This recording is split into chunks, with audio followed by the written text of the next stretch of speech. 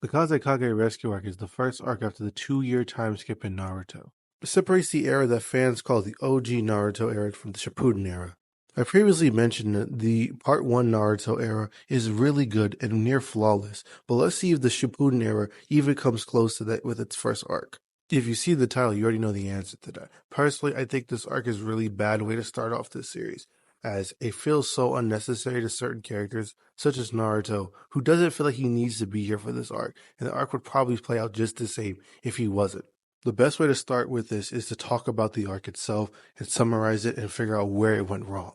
The Kazekage rescue arc happens after a dynamic time skip. There are two types of time skip, dynamic and cosmetic. The cosmetic time skip is when a series goes through a time skip that doesn't change much in the series, other than giving characters new redesigns and possibly introducing some new characters after the time skip. For example, the 7-year time skip between the Buu Saga and the Cell Saga is a very cosmetic one, as not much changes in the world and all characters get redesigns. Trunks and Goten are introduced after the time skip, having their relationship to other characters already fleshed out in the time skip. Naruto goes for a dynamic time skip, as many characters change in so many different ways, such as their ranks, their abilities, and even cosmetically as well, as all of them are 2 years older. That goes for everyone besides Naruto himself, who only gets a cosmetic change, as he doesn't feel anywhere stronger than he did in part 1, as most of the time in this arc, it's really shown that, he might be better skilled, but not really stronger. The arc opens up with the iconic scene of Naruto returning to the village and him standing over Hidden Leaf Village, declaring that Naruto Uzumaki is back. It's one of the best panels in the franchise, as it really shows just how far Naruto's come as a character. After this, we get the second bell test, Gaara versus Deidara. Like, all of this is really good. It's just when you get to the middle part and towards the end is when the arc really falls off. How I mentioned that Naruto doesn't feel like he got any stronger. That's how I feel with this arc, because this is when it really starts to show, as Sakura really takes control of this arc. She saves Kankuro, she beats Sasori, even Kakashi does some things, revealing Kamui and using it to take out Deidara's arms. Like, Naruto doesn't really do anything in this arc, and I think it's about time we talk about the track record of everyone in this arc, starting with Naruto himself. He returns to the village, helps Sakura with the bell test, goes on the mission to retrieve Gaara from the Akatsuki, kills a guy. Yes, this is the only time in the series he actually kills somebody. Chases Deidara after they find where they were hiding Gaara, then helps influence Granny Chiyo to make the sacrifice to bring Gaara back to life. Yeah, that's pretty much it. That's all he really does this arc. I'll compare him to someone who actually did a lot this arc, but let's talk about Team Guy, who struggled with 30% water clones and struggled to fight themselves. That's all they did this arc. Utterly useless, could have been left out, and nothing would change.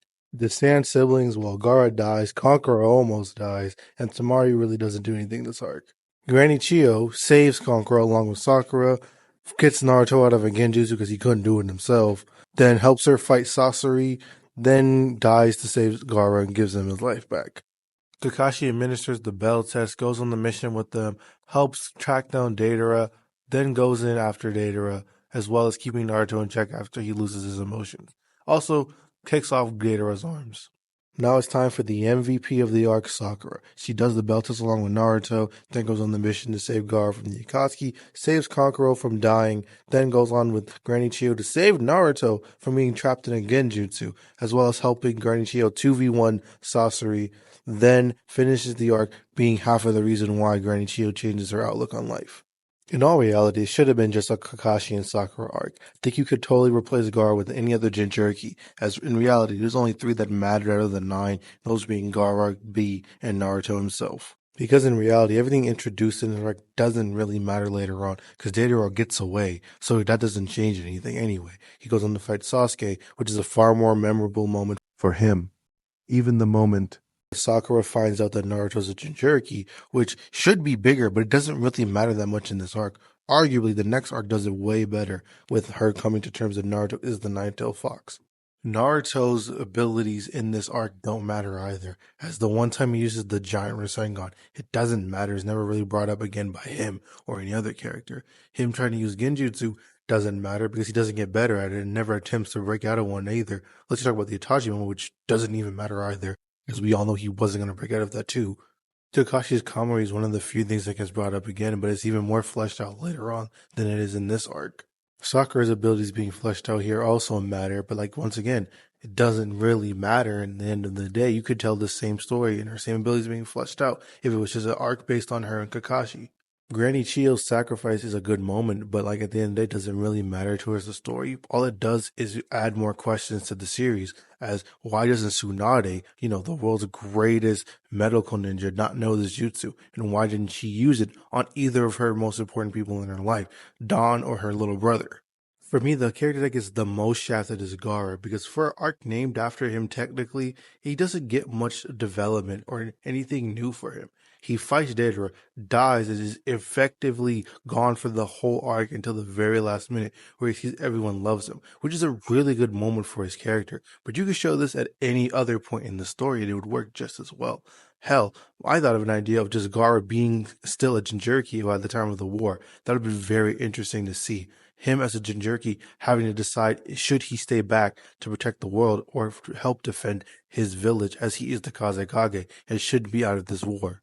And during that decision, having to come to terms that maybe it's best for him to be a part of this war, not only because he's the Kazekage, but because he's the One Tails. He's the weakest of the three remaining Jinchuriki, and it'd been far easier for them to lose the One Tail than it is to lose 8 or 9 tails. So they could still send Naruto and Bee off to the island where they are. As I mentioned before, this could have easily been a solo arc between Sakura and Kakashi, and you could have used this arc to build the relationship of Sakura and Naruto without Naruto even being here, by having her still find out that he's a Jinchuriki of the Nine Tails. The next arc, you introduce Naruto, which I think should have been the arc to reintroduce Naruto, so you're introduced to the trio all at the same time, essentially, with them as well as Naruto going into the Four Tails state. When he goes up against Orochimaru, you can see her be like, I don't want to lose my friend. And it would mean much more to her character if she had got that solo arc to fully flesh her out. But this has been just my opinion. If you agree, let me know in the comments, as this has been the Metal Man Show, and I've been your host, Metal Man, and I'll see you next time. Tell me a little shawty, what's your time? Oh, you like a nigga who can vibe? Like it when I pull up at night. Tell me that it's gonna be alright. Shining like a star so bright. I could be the shoulder that you cry.